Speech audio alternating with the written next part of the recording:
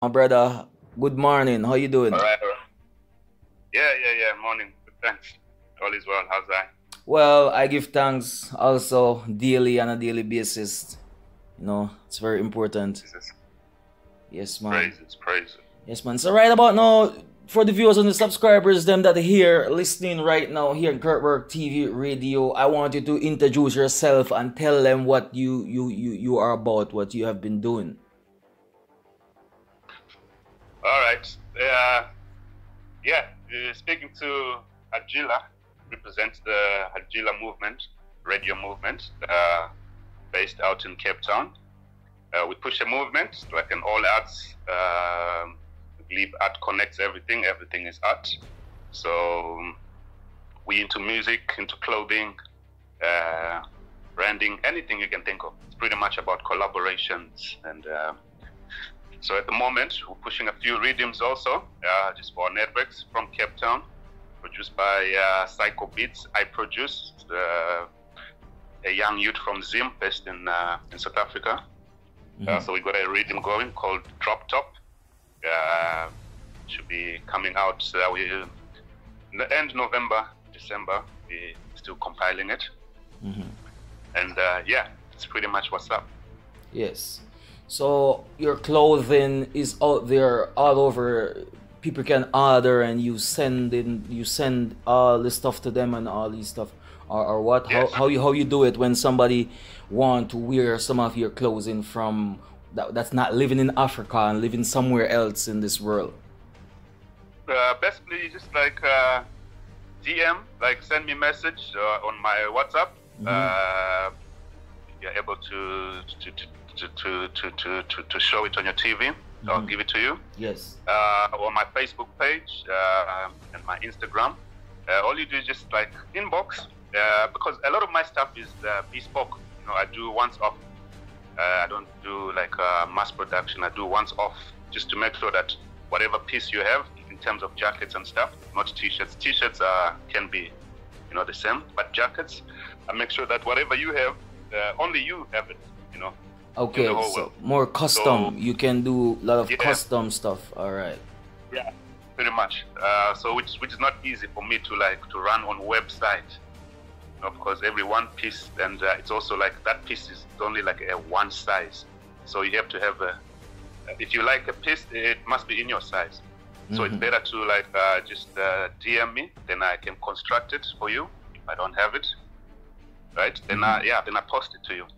Yes. The posting service is very efficient. It takes 2 to 3 weeks. Like in these times, maybe a little bit more, but 2 to 3 weeks. Like a lot of my customers get the stuff.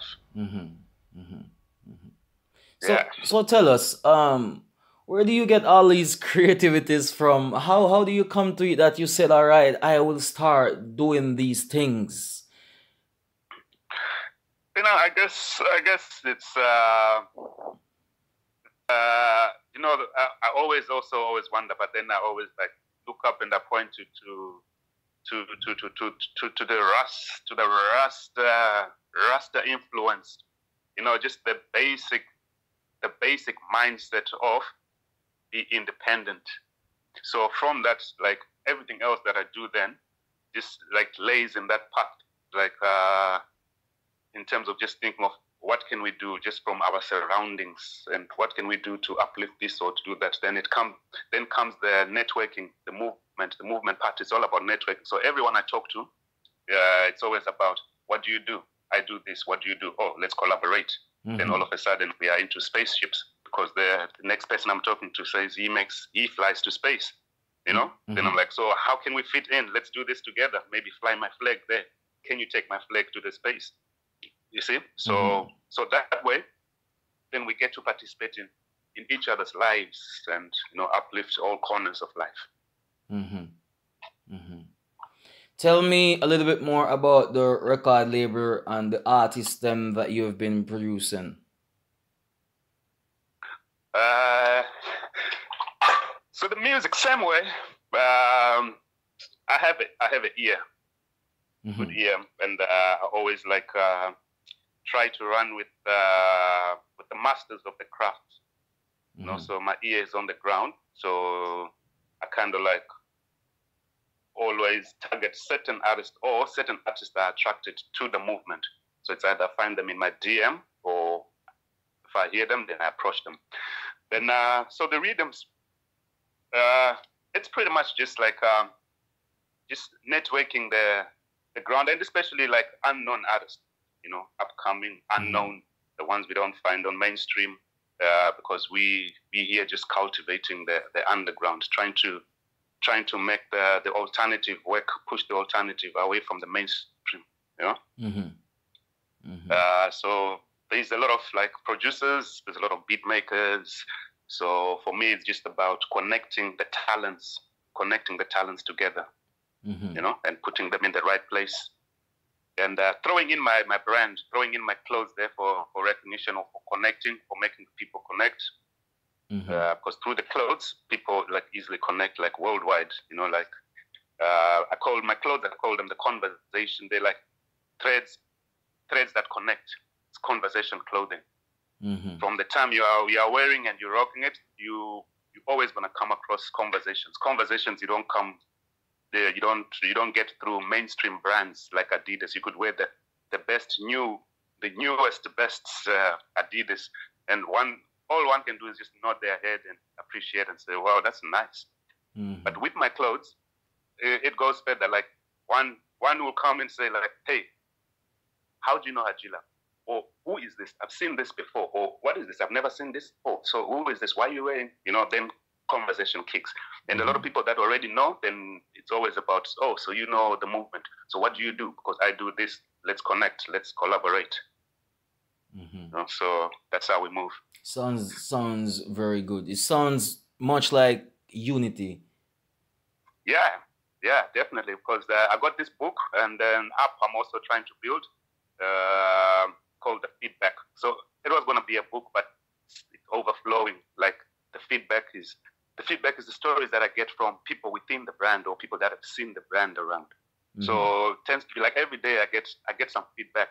So I actually need to put it into an app. But the feedback is amazing. Like people tell me crazy stories, man, from different places. Man. People will be like, yeah, I was in China, I saw your sticker on a pole, I was in Italy, I went in this house and the sticker was in the fridge, and I asked the guy, and the guy's like, yeah, I've been. And someone says, yeah, I was just walking in Virginia and I was missing Cape Town and I was jogging, and someone just said, hey, you've been to Cape Town. You know what I mean? Yeah. So that's just conversations. So it's like building a nation, connecting. Explain me some of the greatest history about Cape Town that we out there should know. Cape Town.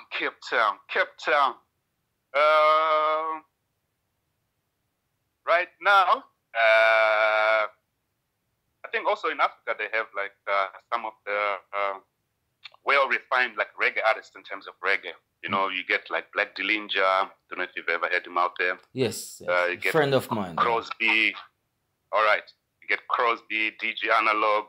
You get Zorro, signed to Juju Records, and a few others. Then this is all like Cape Town. It's a very like reggae is like Cape Town stronghold. Although the mainstream reggae, like from outside, is not like it's not that big. It's not that big. The scene is a bit struggling. There's not so many places where you get the dance. But it's there. It's in the people and the artist. It's just a platform. The local platform is a bit, because the local music is more into like the house vibe, local house. Then you get the hip hop. On the hip hop scene, Cape Town is also very like it's very in touch with the hip hop. Very active. Yeah, yes. Culture. Yeah, the culture goes Yes. back into the late 80s, and some of the oldest groups from Cape Town, like Prophets of the City, Black Noise, they made noise back then, like late 80s and early 90s. Then things went a bit quiet, like on the mainstream locally. They also don't get like there isn't a good platform like for Cape Town, because everything is run from the capital, like Johannesburg. So you find most of the mainstream music is broadcasting from Johannesburg and people close to Johannesburg. So Cape Town is it's shut out. So a lot of the locals, you don't get them on the mainstream. But on the underground, and like crossing over to Europe and America, that's where the artists really like. Then Cape Town is also very mixed in terms of art, like because everyone, almost everyone is here in Cape Town in terms of coming from Africa and Europe and America. So it's very like, it's cosmopolitan city, you know, it's like a mini London type of place.